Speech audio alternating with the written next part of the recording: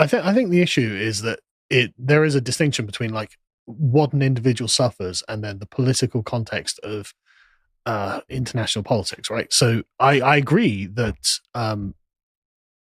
on an international level, it could be characterized that imperium, as in one group over another group, could be characterized as a form of slavery, but in a technical sense, it's actually not slavery, because what it is essentially vassalage.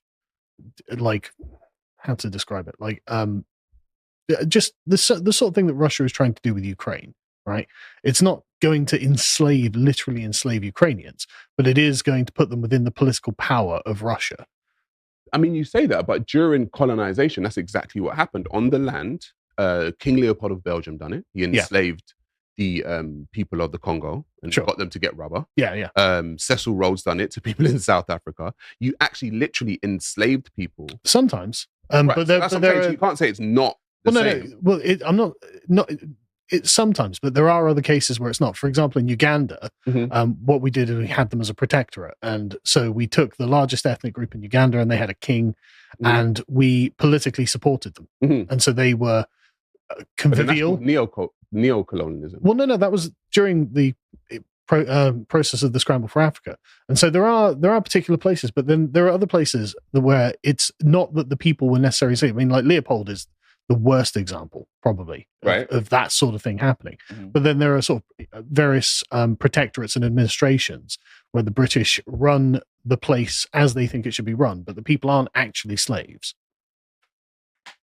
I mean, you're not wrong. That sounds like a Disney version. If I'm honest, it sounds like a Disney version. There are versions that you're talking about. Like, I'm not saying that Cecil Rhodes didn't do this. Yeah. I'm not saying Leopold didn't do this. It's just not the sum total of it. So, like, sorry, go on. Let me finish. But either way, it's not nice to have been conquered by someone else. Right. Either way. I mean, this is my primary desire for Brexit was simply to get out from under the heel of the French and the Germans. Correct. Right? And so even if you were on the sort of lighter side of the yoke of a foreign entity, it's still not good to be on it. Right. And you would prefer to be sovereign. Right? Of course. So, I mean, I'm not contesting that's not the case. But to say, right, that's all slavery. It allows people who want to challenge that. Actually, it gives them quite a break. It gives them sort of a wedge in to prize that apart, right? Because they can say, why are these black kingships flourishing so well under British protection and stuff like this? And so suddenly, it's not that all Africans were enslaved by Europeans, even after the abolition of slavery. I would say that the reason why those African kings were flourishing under British leadership is because with the scramble for Africa and with the scramble for the resources, they got a portion of it. So they did. So they benefited from all of this. Do you know what I mean? So, but essentially, when you scramble for Africa, like Jacques Chirac said, one of the things that he said in there is that they used religion. Now, I'm not religious. I'm not a religious person. Either. Do you know what I mean? I don't have a horse in the race. But I think that what white supremacy is, right?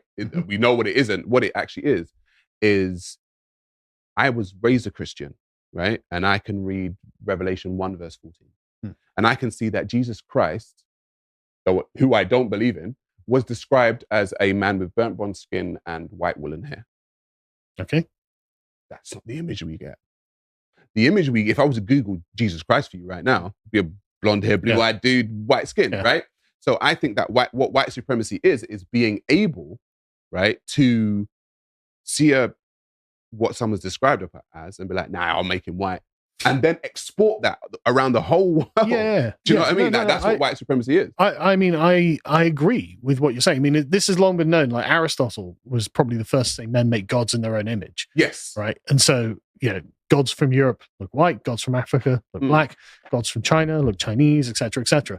And you are right that as a function of the power, the imperium of Europe over the rest of the world, of course, the things they believe flow outwards and across the world. That's obviously true. And so you could describe that as a form of white supremacy, but then I think that's why people aren't in favor of empires now. Right. I don't believe empires are essentially bad. I believe that because empires are, all right, let me try and flesh that one out.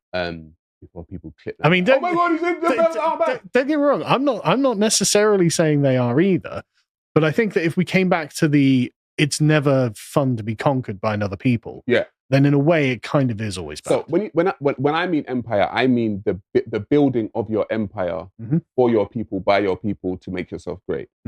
Not at the extent of other people, if that makes sense. So that's what I don't think is bad. So if Great Britain built up Great Britain at the extent, not at the extent of other people, would be great. Empire, fantastic. Within our island. Within your island, would be great. Do you know what I mean? If Nigeria done the same thing, would be great. So that's why I think empire is great. What I don't think is great is when you export that empire to try and kill and harm and maim other people. The problem is empires are defined by one ethnic group having dominion over another. So unfortunately. So I wouldn't characterize what you're describing as empire. Yeah. Nation?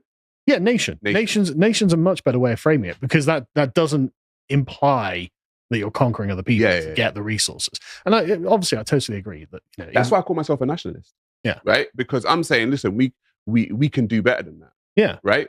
But what I've noticed is that when you say, "Oh, I'm a national," I'm not about empire like you just described. Yeah. But I'm about nation. Yeah. Everyone's about their own people. They should be. They should be about their own people. Yeah. That's to me, that's not a problem. But the thing is, all you're describing is wanting the best for the people that are, your family, your friends, your community, right? And why? Right. Who would be on the other side of this? And then, okay, well, what do you have to do to get the best for your things? Well, you have to build wealth. You have to build discipline. You have to work hard. 100%. Demonstrate excellence. 100%. And like you say, these are not like traits that are confined to any one race or community. Anyone can do this. And it's a choice. It is a conscious choice in your own head if you're going to pursue excellence or not. And I mean, as an outsider looking into the Black community, I can see behaviors in the Black community that are not detrimental. Yeah, exactly. I wouldn't want my own son. I wouldn't want my own son to behave in these ways. Exactly. Neither would I. And exactly. And so it's like, well, and what frustrates me is the politically correct class, where they're like, "Oh, you're just a racist." It's like, no, actually, I'm suggesting that if this was my kid, I would pull him in and say, "Don't do this, son." See, the thing, like I was saying to you before, the thing unfortunately, about the history of white people and the history of empire, Europe has had empires. They have gone out to conquer. And so it's harder for white people to say something factual, even though it may be factual, than it is for other people, because you're only saying that because you're a racist. That's why it's very easy for white people to get labeled a racist. I don't know if you are or you aren't. I don't, like, if you are, you are. If you're not, you're not. But what I'm saying is, factual information to me is always going to be factual information. I don't care. Ben Shapiro famously it's said, the truth. Facts don't care about your feelings. Yeah. It is what it is. Do you know what I mean? So I just think it's harder, which is why I would say, if I'm thinking about it now, which is why a lot of white people are quite tentative to say certain things. They're scared to say certain things for fear of being viewed a certain way.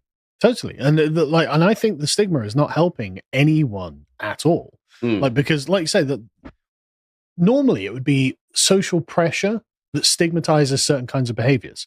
But if there's a certain group that you're not allowed to exert social pressure on, as in just criticism, say that's rubbish, why are you doing that? You're gonna end up with all these negative things. But if there's a barrier that says, no, you can't say that against those people because of the color of their skin, how does that help those people? How does that help those people change their behavior? It doesn't. And I've said Black people currently find themselves at the bottom of the social-economic ladder globally, which is why, as somebody who's part of that quote-unquote group, even though I'm an individual, I have to say to them, look, let's do better than that, right? If we find ourselves at the bottom, let's band together. And I think it's normal. Like I spoke to you last time, right? Yeah. And I was like, it's normal. People have got teams. It's totally normal. Build your team up.